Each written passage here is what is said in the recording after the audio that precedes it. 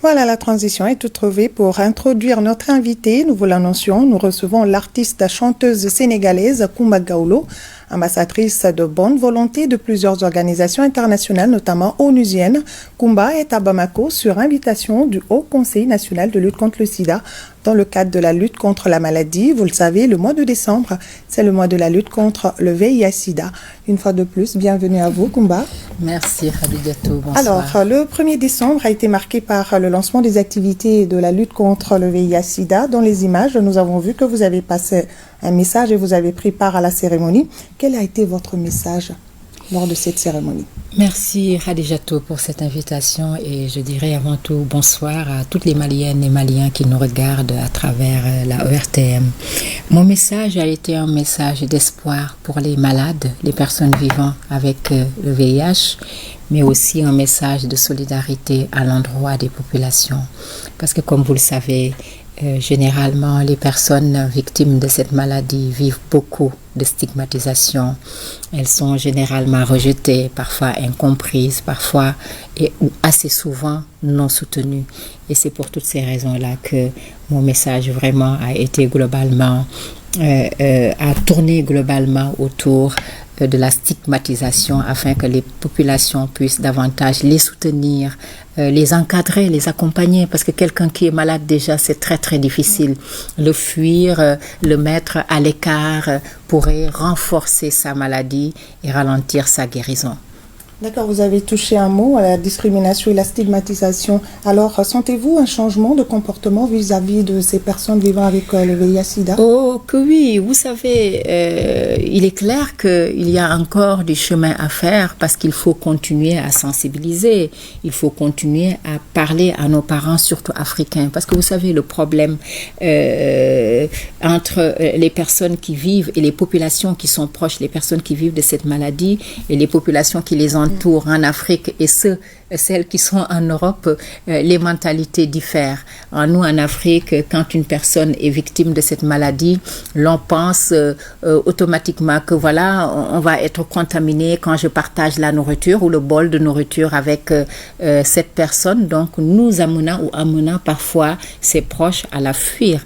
Et ce qui fait que sur ce point de vue-là, je pense qu'il y a encore à faire, mais je pense quand même de notre côté, nous avons une grande satisfaction puisque au fil des ans, nous nous sommes rendus compte que d'abord, le sida n'est plus un tabou. Avant, c'était vraiment, en parler était tabou. Les personnes qui vivaient avec la maladie n'avaient plus le courage de se montrer par gêne, par peur d'être stigmatisées, ce qui n'est plus le cas maintenant. Et enfin, les populations, leurs proches, que cela soit les amis, les proches ou les voisins, commencent à les intégrer davantage. Même s'il y a encore du chemin à faire, je pense que nous pouvons nous réjouir des résultats obtenus à ce niveau-là. En tout cas, avec votre combat, nous voyons que les artistes ont un rôle à jouer. Mais les artistes ont un rôle propre à jouer. Vous savez, la musique est le meilleur vecteur de communication. Moi, j'y crois fortement. Et à travers la musique, nous pouvons faire bouger les lignes. Raison pour laquelle je suis présente à Bamako dans le cadre de cette organisation. C'est parce que nous avons cette chance extraordinaire d'avoir des voix qui portent, de pouvoir faire passer le message là où d'autres n'arrivent pas à le faire. Et je m'en sens très, très fière de cela. Et c'est consciente de cela, bien sûr, que nous, les artistes, nous nous mobilisons depuis plusieurs années pour nous engager aux côtés d'institutions. Moi, personnellement, voilà, pour faire le plaidoyer, que cela soit pour cette maladie qu'est le VIH-Sida, que cela soit pour le droit des femmes, des filles ou l'éducation ou la jeunesse, entre autres thématiques. Et justement, avec d'autres artistes et en partenariat avec ODU-SIDA, une chanson a été réalisée pour cette lutte. Quel est le principal message de cette chanson? Le message, c'est un message d'espoir. Dire aux malades victimes du VIH, vivant avec le virus du VIH-Sida, qu'ils peuvent continuer à survivre, à vivre, à travailler, à mener à leurs activités, qu'ils n'ont pas besoin, comment dirais-je, de baisser les bras, de se cacher, de baisser la tête. Au contraire, ils peuvent garder la tête haute parce que c'est une maladie comme toute une autre maladie. Il suffit juste de suivre son traitement, de se soigner et puis d'assumer et d'affronter. Et l'autre message, c'est de parler, comme je le disais tantôt, aux populations pour leur dire d'être plus indulgentes d'être plus solidaire et d'être plus attentive à l'endroit de ces personnes-là. Et enfin, demander aussi à travers cette chanson à nos leaders politiques d'apporter plus de moyens à cette maladie qu'est le virus. De s'impliquer davantage. De s'impliquer davantage, de donner plus de moyens parce que nous pouvons ensemble vaincre le VIH. Il suffit juste de s'engager, de se mobiliser, d'y croire et pour y arriver. Tout à fait. Nous allons alors demander à la régie de nous envoyer un extrait de cette chanson.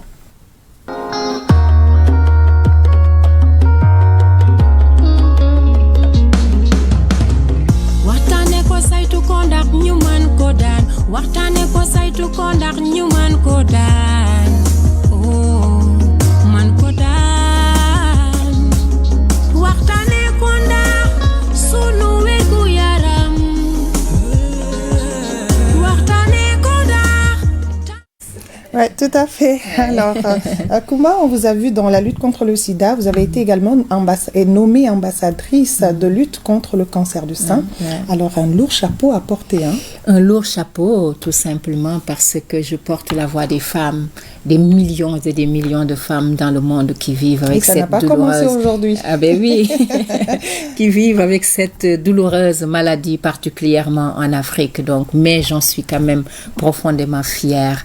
Et à chaque fois que j'ai cette chance et cet honneur, de porter de tels combats, je me sens profondément fière. Vous savez, le cancer, particulièrement le cancer de la femme, avec notamment le cancer du sein, tue des millions et des millions de femmes dans le monde entier par manque de moyens, par manque de méconnaissance de ces femmes victimes, mais aussi par manque de vigilance. Parce que généralement, vous savez, chez nous, en Afrique, surtout nous les femmes, il nous arrive d'avoir quelque chose, on dit, on renvoie à demain, au lieu d'aller à l'hôpital. Alors que pour se faire dépister, alors que quelle que soit la maladie, que cela soit le VIH, que cela soit le cancer ou n'importe quelle autre maladie, quand on le sait, assez tôt, on a la chance de survivre et de se soigner. Et c'est pour toutes ces raisons-là que la Ligue internationale pour le cancer du sein m'a fait l'honneur de me nommer ambassadrice pour porter cette maladie afin de porter le plaidoyer au nom de toutes les femmes. Et je m'en réjouis, j'en suis très fière. Et que Dieu vous donne la force de porter ce chapeau.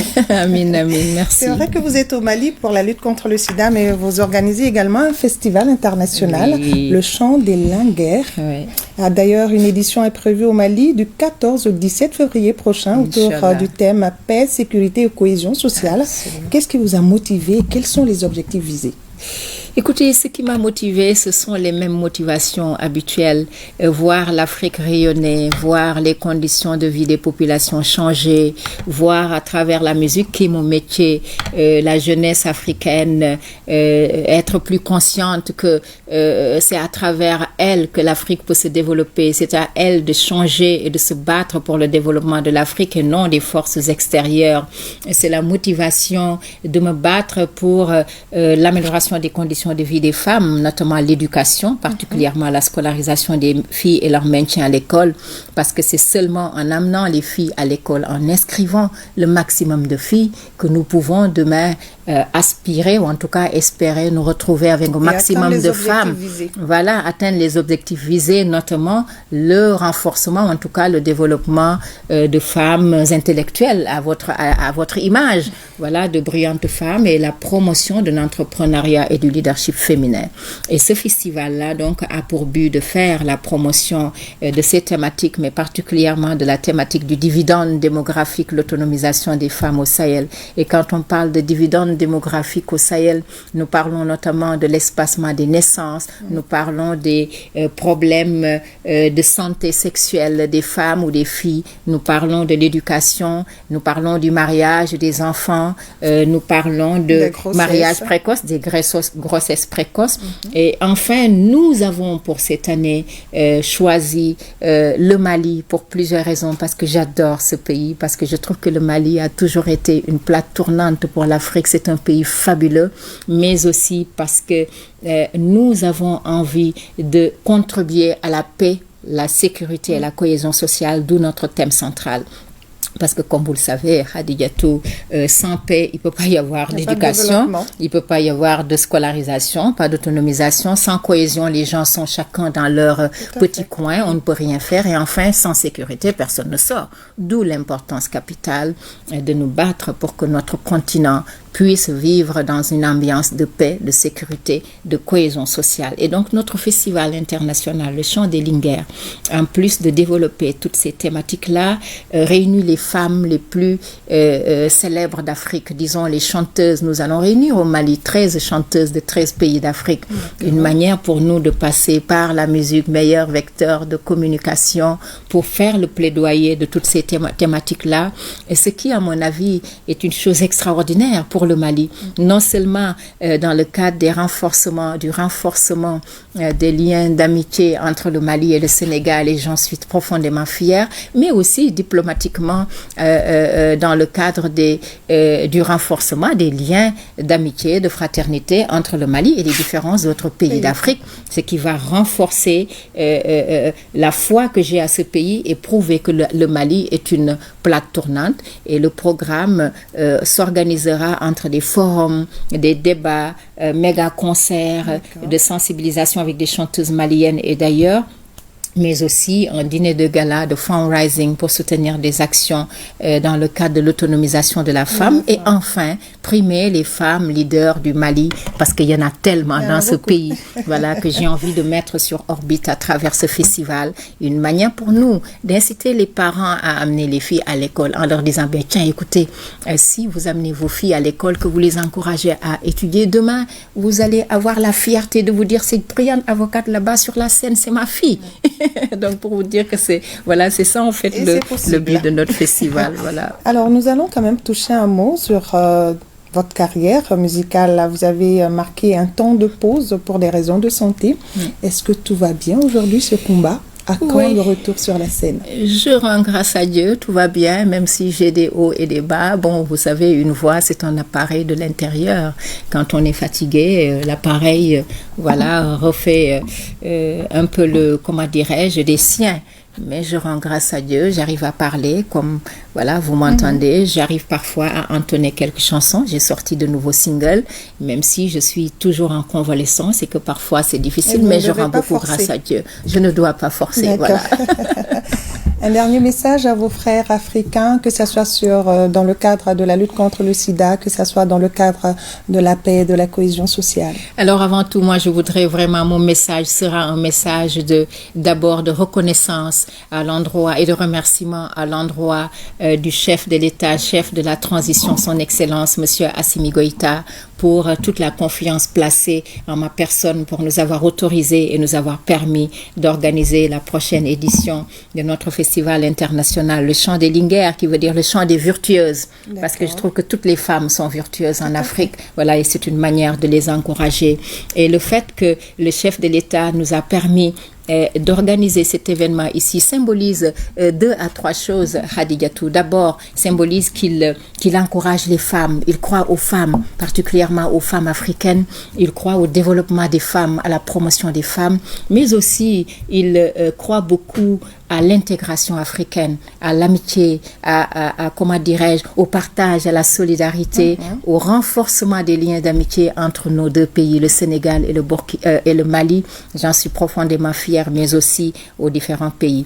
Et je voudrais aussi en profiter pour le féliciter pour ce qui s'est passé récemment à Kidal. Voilà, ça c'est une fierté africaine parce que vous savez, comme j'ai l'habitude de le dire pendant des années, l'on nous a toujours fait savoir ou fait croire que sans nous, vous ne pouvez pas y arriver. Et avec ce que les Maliens ont fait, c'est une manière de se dire, ah tiens, on nous a fait toujours croire ça, mais finalement, on peut y arriver sans eux. Quand on veut, on peut. Voilà, quand on veut, on peut. Et ça a renforcé et revigoré d'énergie. Tous les Africains et toutes les Africaines sont vraiment fiers des Maliens. Moi, je suis très fière et je voudrais vraiment féliciter le chef de l'État et tout son gouvernement pour cela.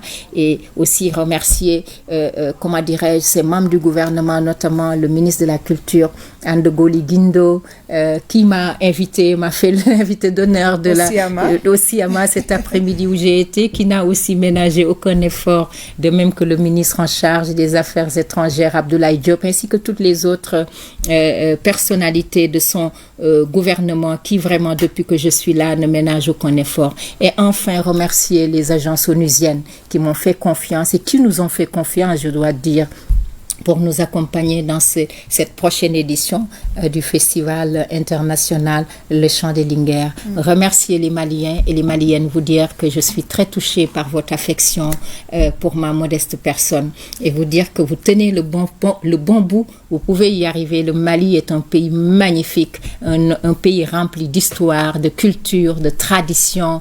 Voilà, un pays, le pays de Soundiata Keita qui nous a tous fait rêver et fait vibrer. Vous pouvez être fiers de ce pays et moi je le suis. Je vous remercie, je remercie tout le monde et je vous remercie à vous aussi, ainsi que toute la direction de ORTM ainsi que le directeur de l'information pour cette invitation. Merci beaucoup Kumba et vous le méritez bien. Merci bien, c'est moi qui vous remercie.